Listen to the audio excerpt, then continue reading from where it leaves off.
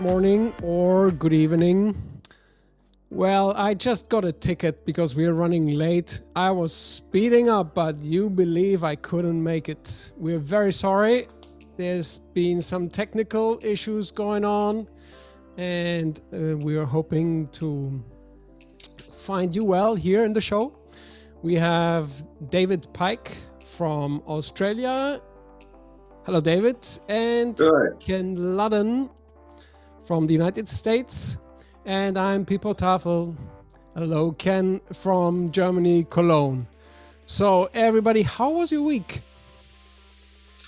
Yeah, I'll jump in here. Good morning from Australia, but I know it's good afternoon and it's also good evening to our German people. Hello, Pipo. I've had a quiet week. We've been getting ready for an exhibition that'll be done at the end of the week. And yesterday I was doing some scuba diver training. So it goes from underwater to above the ground. And today we have some exciting guests to talk to as well. So yeah, looking forward to this week coming. Well, your week might have been easy, David, but my week, it is one of my favorite weeks of the year because this week was the week of the celebration of the birth of Dame Margot Fonteyn. So, of course, I was very busy, but it is a wonderful week. All of the memories, I'm in contact with thousands of dancers around the world as a result of her legacy. And so this has been a very good week, and I'm really glad to welcome everybody, and particularly I want to say hi to all you kids at the Margot Fonteyn Secondary School in Durban. You're our kids too, and this is the week we celebrate. So back to you, Pipo. Well, a very happy birthday, Margot Fonteyn. That was on May the 18th, and she was born in 1919. Beautiful to have you here, everybody. And let's check out the news to see what has happened, and we will get back to you just after this first news segment.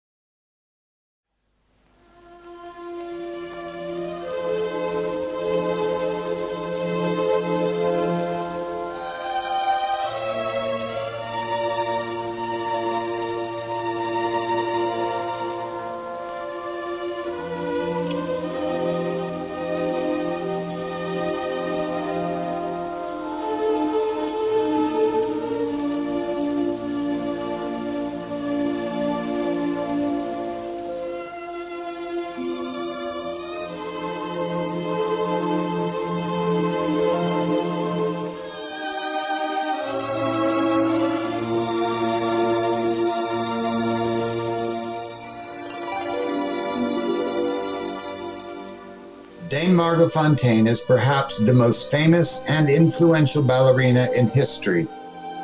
Her legacy has guided classical ballet since the mid-20th century. As we celebrate her 102nd birthday this year, it is also the occasion of announcing the next Fonteyn legacy surrogate, Rainer Krenstetter. Rainer stood out from very young age as being exceptionally gifted as a dancer, but aware of all of the parts of the dancing. When you watch Rainer perform, he's always musical. He has that same kind of sensibility that Margot had as an artist. It's the kind of thing that you sit in an audience and Rainer's performing and you can sit back and relax because you know you are in very good hands and that everything has been considered and everything is just so, and so you can just receive. Being the director of the Academy and looking over the different divisions, we have a musical arts division, a visual arts division, a dramatic arts division, the dance arts, which is different than the studying of the technique, and then the scholastic arts, the technical arts, and the theater craft. And so as the director, you have to oversee all of that, and you have to make sure that you've got exactly the right amount of spices in the stew to make it end up to be that kind of authentic and having great integrity of a final product for the public. In terms of Rainer and doing the job, Rainer is already a citizen of the world. He knows how to travel. He knows how to be fully present when he's there. He knows how to keep in touch when he's not so that people don't feel abandoned. You learn how to do that. In general, the Ballet, it's fine. It's just, you know, what I see is step after step after step after step after step. It's a sausage. You have to have moments where it's like nothing, and then turn and run, or hold a position, enjoy it, and then go out of it. So it's not, that's a general thing in any pas de deux. No, make waves. Don't go through a pas de deux whenever you do any pas de deux. Don't have it in one level. Always have highlights, strong, soft, slow, fast, fast, intention, break. Again, we spoke about like a sentence. I'm not speaking everything in one sausage through because I write this idea always. Continue.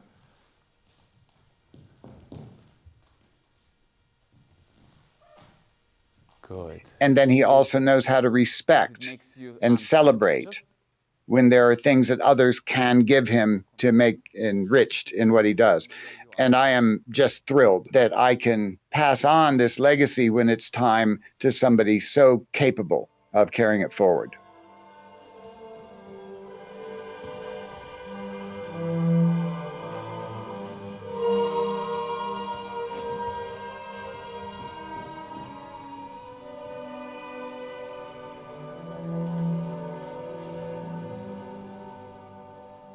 Welcome back, everybody. Global Sunday on May 23rd from Cologne, Germany, Berlin, soon to be revealed our special guest, Australia and the United States. We want to express our sympathy and our deepest condolences. Unfortunately, Miss Classic cannot be here. There's been a loss in her family, and we miss you very much, and we wish you the very best to deal with this loss. Now, let's go on and speak to David about our guest today. Yes, hi again. Miss Classic, deepest sympathies towards you. I heard the news, only not fully understanding, but I found out during the week, so it must be a very tough week for you. On a much different and lighter note, our special guest today, we have to reveal, it's a gentleman called Rainer Krenstetter.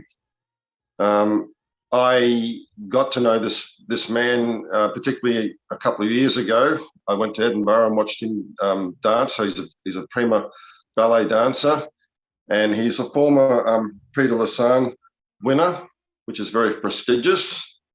And also currently he's working at the Miami City Ballet. He's also a former Berlin principal for the Berlin State Ballet. And he's also doing all sorts of guest appearances and teaching at the moment. So good evening. I guess it's to Rainer from Australia. Warm hello. You visited here and you spent time here, even in my hometown, and you performed magnificently. And I know you've come out as a soloist for our state ballet on a number of occasions, and we welcome talking to you today. And yeah, I'll hand it over to the panel. Thank you, David, and of course, thank you, Ken. Thank you, Pipo. I'm very happy to be here today. Yeah, at the moment in Berlin. I was supposed to actually be already in Vienna, my home city, but changing my flights to make it on time to be on the show today. So thank you very much. It was 14 years ago that I first saw you dance and you first saw my choreography live.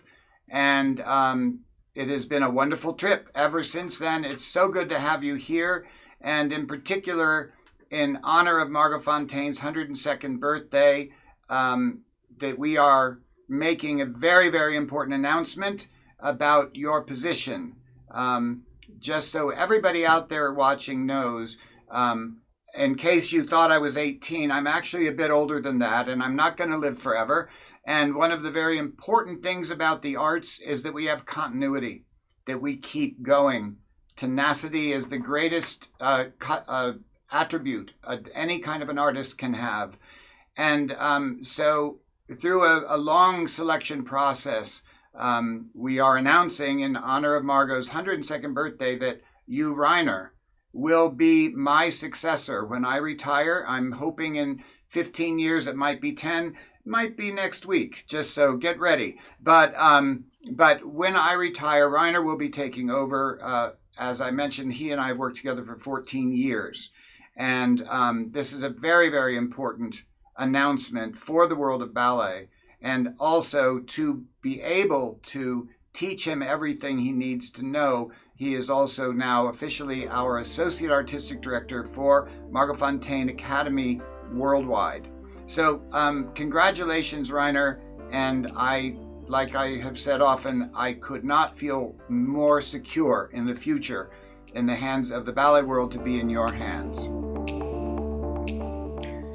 Thank you very much. I mean, of course, it's a great honor, and I'm very thankful to you to have, appointed me into these two positions. And I'm really looking forward learning even more from you and passing on for the future dancers, for the future artists coming up. So, Rainer, I'll jump in here. I've got a question to start, a few questions we've got for you. What qualities define an artist, in your opinion?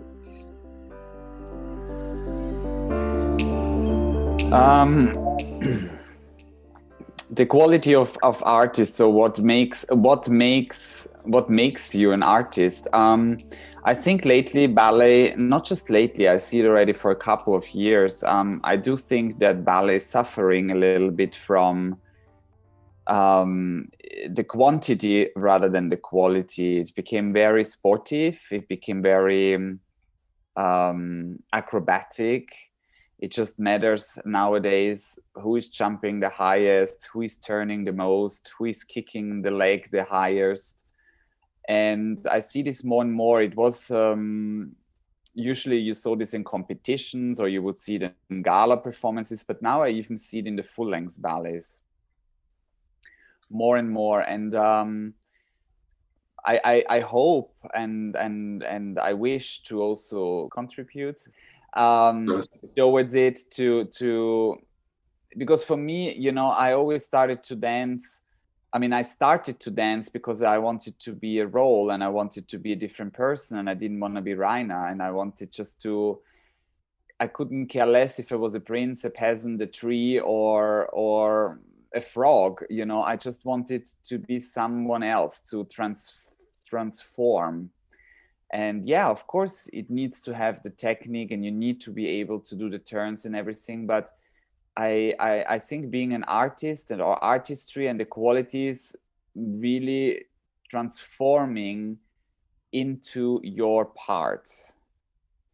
And I think that's not very often anymore, because everybody's looking towards the technical skills more rather than the actual personality, the charisma, and all of that. And, you know, actually that was, unfortunately, of course, Dame Margot Fonteyn, I only know from talks of my parents, and who have been both dancers in the Vienna State Opera Ballet, where, you know, she performed a lot also, but also from YouTube videos and pictures now and so on. And you can really see that the artistry was in front, and not necessarily now how many fouettes I'm dancing. So, and I think I hope that this will come back more and more again. Wonderful. How do you communicate that when you're doing master classes to your leading dancers? How do you communicate this artistry aspect over just the physical part of it? I mean, you know, with the masterclass, it always depends if it's like a 1-day masterclass, or if it's like, you know, when I'm in Japan with the other company I'm working there, and I would go for a week, and I would not just teach the ballet class, but I would also, you know, I would also coach and do some dancing sections at the moment, mostly also from Balanchine, because I'm a principal dancer of the Miami City Ballet. And this is a satellite company of the New York City Ballet. So I'm doing also a lot of, you know, give them more and more information, what I learned in America with the Balanchine. But of course, I can do it also with the different styles and the different knowledge I have. And there I'm also saying, you know, dance from your soul, dance from your heart. When I work with, mostly I work at the moment still with students. I do have also a couple of companies. Actually, I start more and more to teach as well beside my active career, but mostly I'm working with students, and I would prepare them. Even let's say for a competition, I would make well sure I always start the rehearsal saying like, do you know who Kitri is? Or do you know who Medora is? Or do you know who Aurora is? So that's basically how I start the rehearsal each time when I'm coaching. And actually, when people was, you know, with me now in Austria, like 2-3 weeks ago, for a little project, I started also there. I didn't even know the choreography. I was working with some dancers of a junior company in St. Pölten, and I started like, what is the part? What is the role? What are you trying to say? Is this pas de deux in the first act? Is it in the second act? Because you also need to build the drama up, you know, you can. So I'm beside, of course, the technical skills have to be there. And again, you have to do the promenades and the periods and the turns and the charms. But I do think to be an individual and to make every performance and every role individually, you have to also really know who you are in that part. Otherwise, it will just become yet another promenade of other people, like from each ballet the same period, and not being different. Thank you. Yeah, I of course have watched you a great deal. The first role I saw you do was in Pas d'Esclave. And it's a showpiece. It's absolutely a showpiece. But what's going on in that showpiece is the sale of a young woman to a sultan. And even in the gala performance, you put on that show, that salesman quality to the dancing you were doing. And it makes, first of all, it makes the audience be part of it. And also, it really excites them. Because when there's a story, when there's something going on, when there's a relationship, you know, and that is what is being projected off of the stage, even though it's using incredible dance steps, it's engaging. It makes the audience really look into it. And then I know that the director at Miami City Ballet, Lourdes Lopez, you know, when she saw you do Giselle in her own company, it opened her eyes. She made a comment about that she never knew that Albrecht could be that much Albrecht, that could be that present. And that is what artistry does bring. And it does start in the studio. So thank you very much, Rainer. And just for those of you who don't know, Aurora is the name of the princess in Sleeping Beauty. Who else did you say? I said Medora from Le Corsair, and I think the first one was Kitri from Don Quixote. And so all of it's just like we all know Juliet, we all know Lady Macbeth, we all know the evil queen in Hansel and Gretel. But in ballet, there's this whole world of amazing, incredible, intriguing, and interesting characters to play. Mr. Ludden, you remind me of a dear friend who always talked about the Greek myths, and he was able to explain them, so it would be very interesting. And I was forced to read it in school, and it was part of exams, and it was so difficult. I didn't want to read it, I didn't have fun, I didn't enjoy, I could hardly get through it. And when this friend of mine, who's a director in the theater, he talked about it, and he talked about the stories. And we had a storyteller as a guest 2 weeks ago on Chima. And when a story is being told, it seems like everything changes. It's almost like this effect, in the film when, in the background, the backdrop comes up and you start to feel you're in a fairyland or wherever. And you just reminded me of this thing. Before we go on and we have some more news, I was wondering if we're able to open up the idea of an artist to the other art forms. We're in ballet here, and when I was a student, I asked a film director, his name is Didi Dankwart, and what makes you an artist? And he says, it's the public. You don't decide if you're an artist. And it always stuck to me. And so I wonder if there is some way, a general way to think about artistry that isn't yet connected to an art form. Are you asking me or Rainer? Well, I'm going off the script. You can see me being whipped by the producer who's dearly missed, but I still have 2 minutes and I wanted to explore that before we go on. I know I can't ever replace Chocolate Kid Leo, and however, hopefully we can get into that question before we go on. Well, I'll start it and I will hand it to Rainer because that is what Margot wanted. When you're a dancer on the stage, yes, you're a dancer doing the steps. You must do them, and you must do them exceptionally well. But you're also an actor playing a role.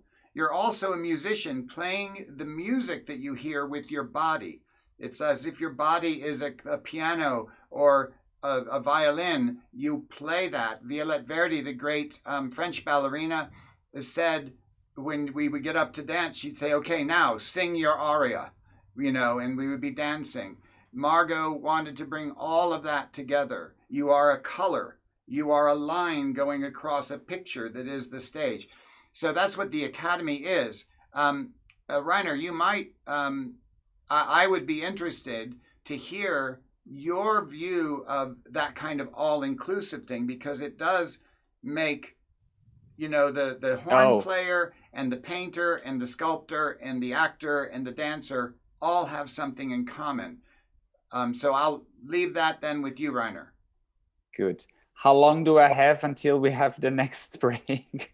I'm going to take those whips. Do not worry. Let's go for it. Okay. No, that's also something, where I really want to say, and that's why, Ken and I were talking about my position and about the whole Margot Fonteyn legacy and academy for for a couple of years already. And I would always say, and I don't know, maybe Ken, you can correct me if I'm wrong, but I do think that Ken, you know, him being really knowing, obviously, the time and having lived the time with Margot Fonteyn. But of course, it's also now we're 2021 and things are changing. So I think it's very important to keep this tradition, but also transform it and bring it into 2021 and 2022. And I think that's why I just love this goal and I love this challenge, because, you know, Ken he also knows what's happening now, but, you know, it's something, it's hard when you have worked with someone so strongly and you know, you want to keep it that way. And I was sometimes saying like, yeah, Ken, but you can't keep it just that way because, you know, the life around changed. So I think, and I'm hoping that we will find this collaboration and this change, you know, with many conversations and many also things happening, that we actually are able to combine both the past, the present, and the future, you know, to combine the three things together in the idea of the of Margot Fonteyn. And I love it because, you know, now it's a very great example, and I see it very often when I'm dancing, how dancers disrespect costumes, for example. It's like you're done with the show and you just go back in your dressing room and you take off your costume and then you just drop it on the floor just because anyway, there is your wardrobe lady who then has to pick it up. Besides, or the piano. They sometimes stretch on the piano, and that is a terrible disrespect of an instrument in the room. So beside that, you know, it's not nice for whoever is your dressing lady or gentleman, you know, who has to like bend over and pick up this costume from the floor. It's just such a disrespect. And I really like the idea. If you actually know how to sew a costume, it's not that you're gonna do that probably forever, because therefore you have other people, but just the knowledge to know how you actually would do it is just incredible. And I think that's something very important. And I like the idea, like also Ken said, you know, Lady Macbeth or Juliet, it's so important. Who do you think is reading nowadays? I put my hand in the fire that many dancers, not dancing Romeo and Juliet, and it doesn't matter which part they were dancing, I'm sure they didn't read the plots from Shakespeare. Or, you know, it's just like, nah, you kind of know it. So I really think this whole education, like Ken also said, the musicality, to know what is a horn doing, what is a violin doing, all of that in your body, I think it's so much more than just learning plie, tendus, châtés, and pirouettes. That was a well-served start of the game. Let's see where we're gonna go from there. We're not in a tennis match, however, it just felt like, you know. So the ball is now going to David's court. Yes, we're David, talking about music. What's on the menu? Well, the menu is that we're going to have the news very shortly, but just a quick comment. I noticed in music as well, classical or jazz or even pop strands, that the outstanding artists are the ones who can convey a communication. So if you're on ballet where there's no spoken word and no dialogue as a prop, more than ever, you'd have to exude the character through the way you dance it and the way you understand it. And I had a little moment when the Niwa production came to Mackay, where I was with. It really comes home to me as a musician how the dancers really have to know the plot, know the character that they're trying to espouse, and know the sentiment of the music that they're dancing. So it's quite a complicated and vast level of knowledge. Anyway, we've got news coming, I believe. Oh, yes, that's right. And we'll be back with more information. Okay. Welcome to Global Sunday News. I'm Kenneth Ludden. We have a story about the ceasefire that has now been achieved in the Middle East. As well, we're trying to, in America, deal with an investigation into the insurrection against our capital. And then also there is going to be a virtual global health summit, something new, hosted in Italy. So let's look at our first segment from Adedarna News 24, and we'll see you on the other side of the news.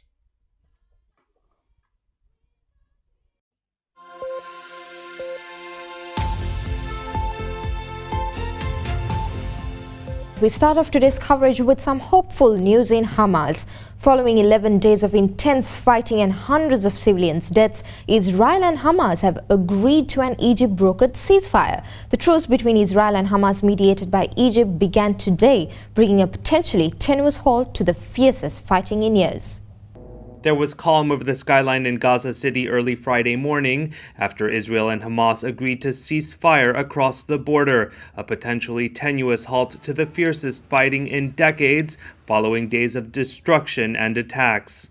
Israeli Prime Minister Benjamin Netanyahu's office said his security cabinet had voted unanimously in favor of a mutual and unconditional Gaza truce proposed by Egypt. Hamas said the ceasefire would be mutual and simultaneous. U.S. President Joe Biden welcomed the agreement from the White House and urged calm from both sides.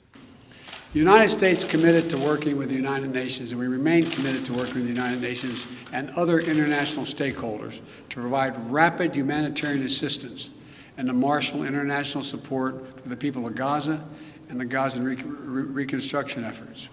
I believe the Palestinians and Israelis equally deserve to live safely and securely and to enjoy equal measures of freedom, prosperity, and democracy.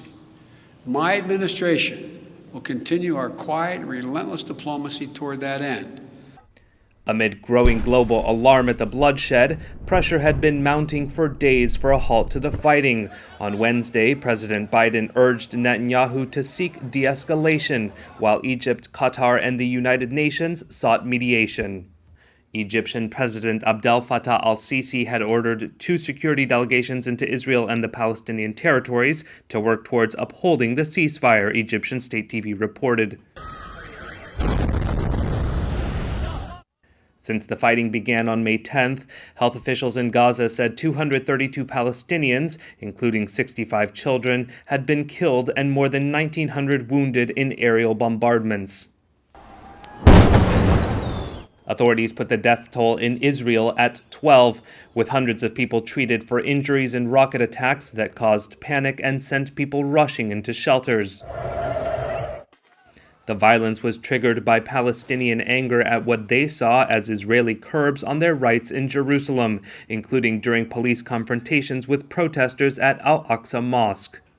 Hamas previously demanded that any halt to the Gaza fighting be accompanied by Israeli drawdowns in Jerusalem. An Israeli official told there was no such condition in the truce. Hundreds of migrants tried to force their way past tightened security into Ceuta as Spain pressed on with expulsive of thousands who had swum to climb into North Africa enclave over the past few days. Exhausted and emotional, this is one of hundreds of young Moroccans that have swum around the border fence in the past 3 days. Within just a few meters of Spanish soil, he unfastens the plastic bottles that have been keeping him afloat, so he can more easily make a run for it.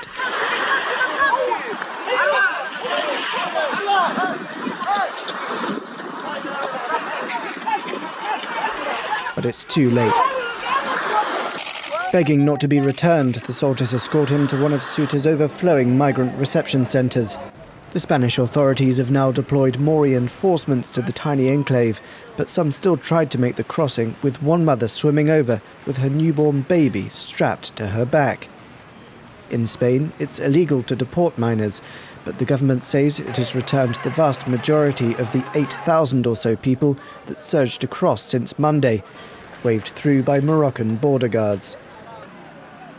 Thousands of people clashed with riot police on the Moroccan side on Wednesday night. The influx seen as a retaliation by Morocco for Spain's decision to give medical treatment to the leader of the Polisario Front, who heads the independence movement in the Western Sahara region. The Spanish Prime Minister Pedro Sanchez expressed his anger at Rabat, accusing it of showing disrespect, not to Spain, he said, but to the European Union.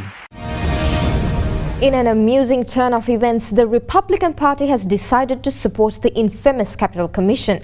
However, certain members of the party fear that they may face the wrath of former President Donald Trump, who is pinned as the individual responsible for the insurrection.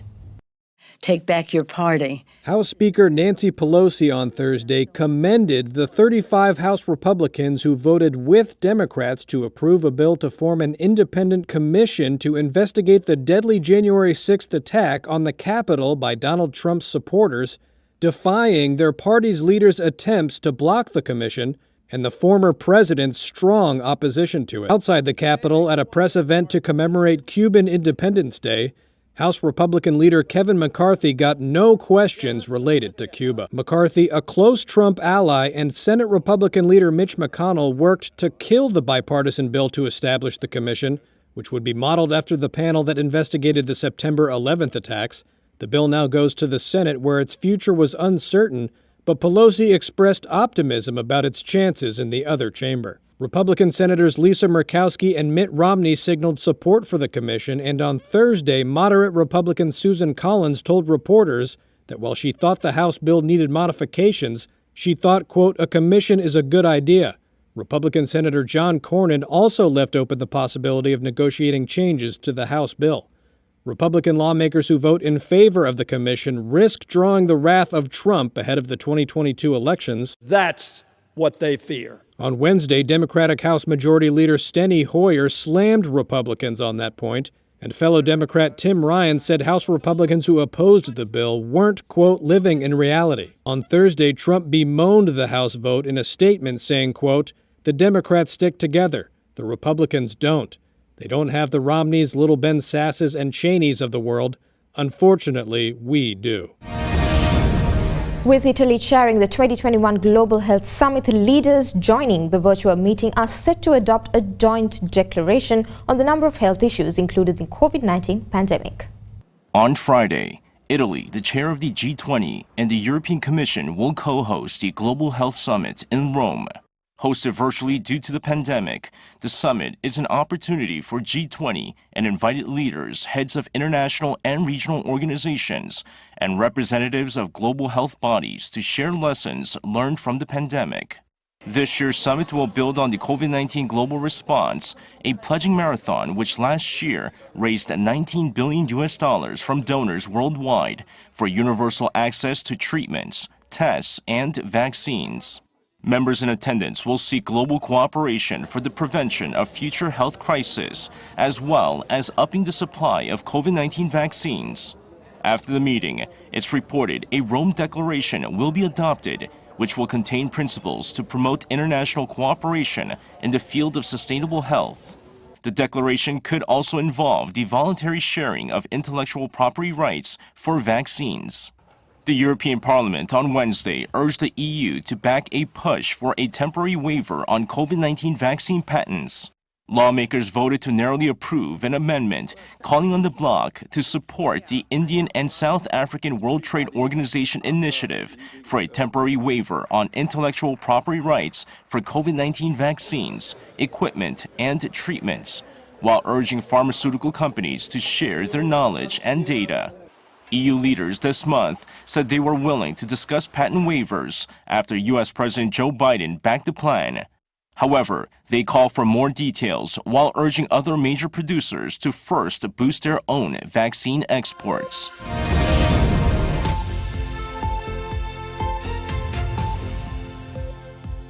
That is our first news segment. And now, before we return to our special guest, ballet star Rainer Krenstetter, we're going to take a look at this music video called Silly Thing. You are watching Global Sundays. Silly thing. Me that shot crazy. Me that shot thrilling. Play with my private party. Play with my private party. She wanna play with my private party. Play with my private party. She wanna play with my private party. Play with my private party. She wanna play with my private party. Play with my private party. Silly thing, silly thing, silly thing. I feel I like the booty and everything. Sweetie big booty, she a big shot. She a rimmer with a big back. Yeah, she pillin' now with a big pack. Na kuanza señorita. She finna go shopping in a Gucci. I tell her, na me wanna wah wah wah. Show the big mama, me and my Bob man. Silly things, silly things, silly She wanna play with my private party. Play with my private party. She wanna play with my private party. Play with my private party. She wanna play with my private party. Play with my private party. She wanna play with my private party. Play with my private party. Esse teu vai vem me deixou muito bem. Chega aqui, moço, teu toque gostoso. Na cama eu mando, quero ser teu comando. És cada vez mais safado, mas não seja malvado. Quer brincar com meu corpo, sim. Quer entrar mais no fundo, yeah. She wanna play with my private party. Play with my private party. She wanna play with my private party. Play with my private party. She wanna play with my private party.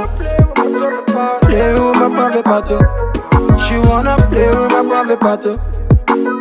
Play with my private party.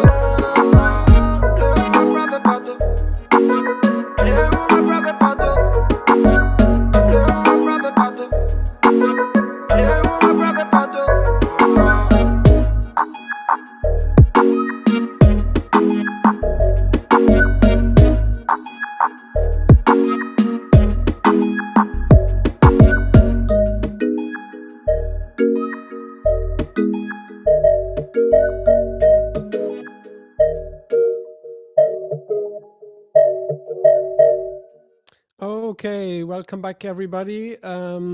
This is not the 60s. We're not trying to fly to the moon. However, we're having technical difficulties.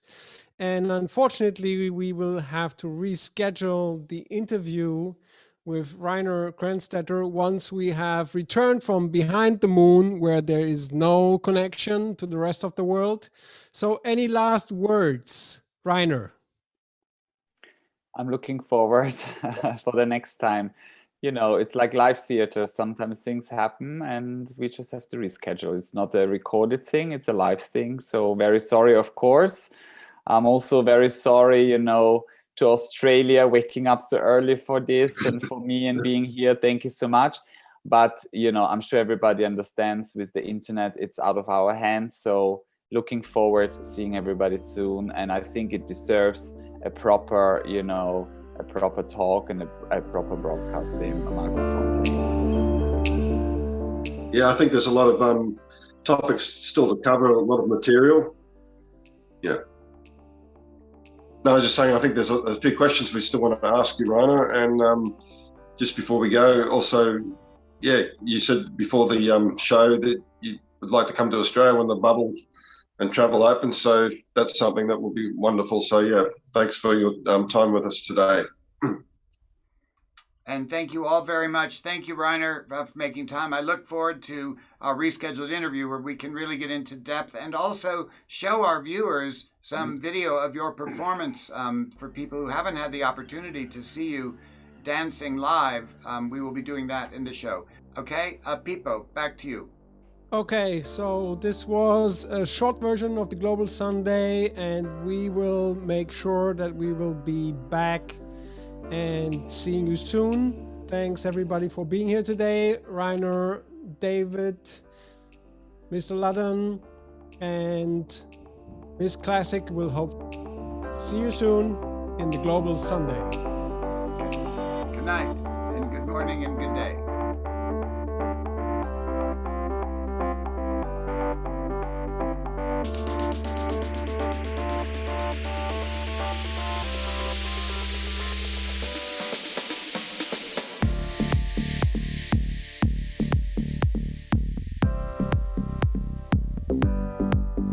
Our mind to write rhymes that you can touch.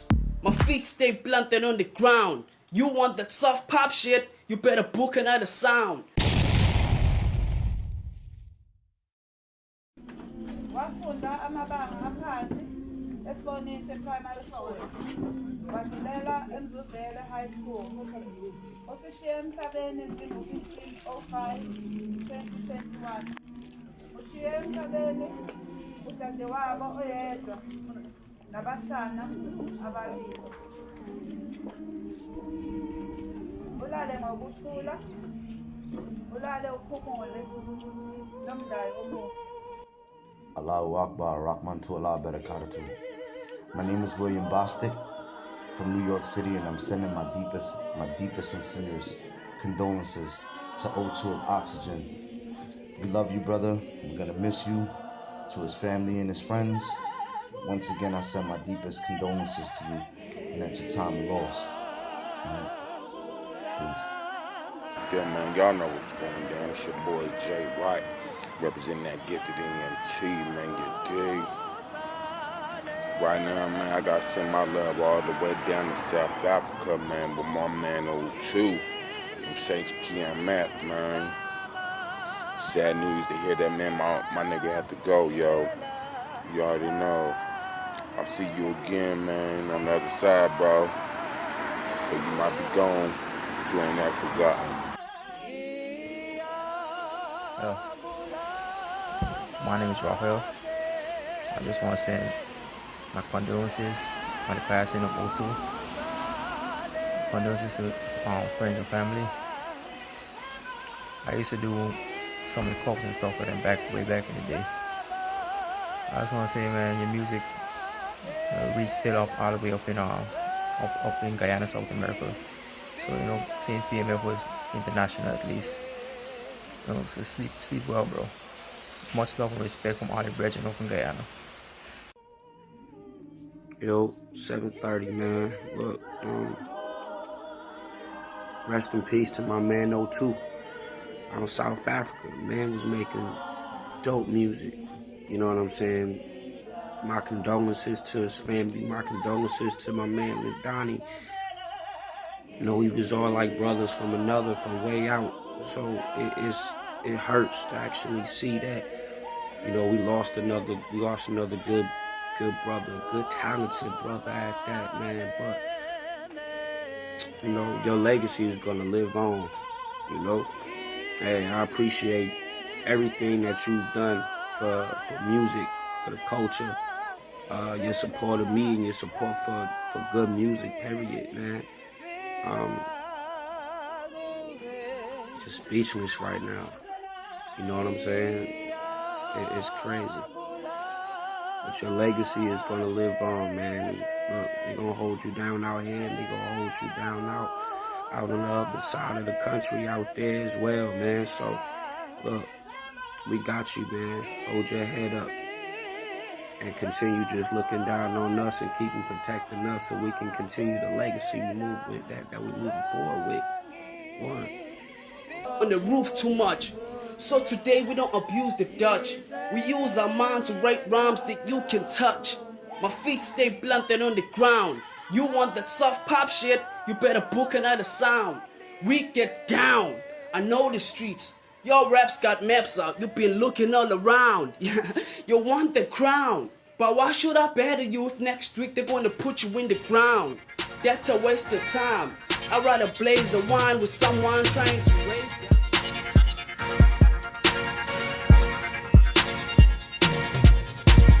Just the way you like it, yeah. Show you how to cook it. Just the way you want it, yeah. Really on the grilling. Show you how to grill it, yeah. Make you wanna do it, yeah. Do it how I do it, yeah. When I do the do it, yeah.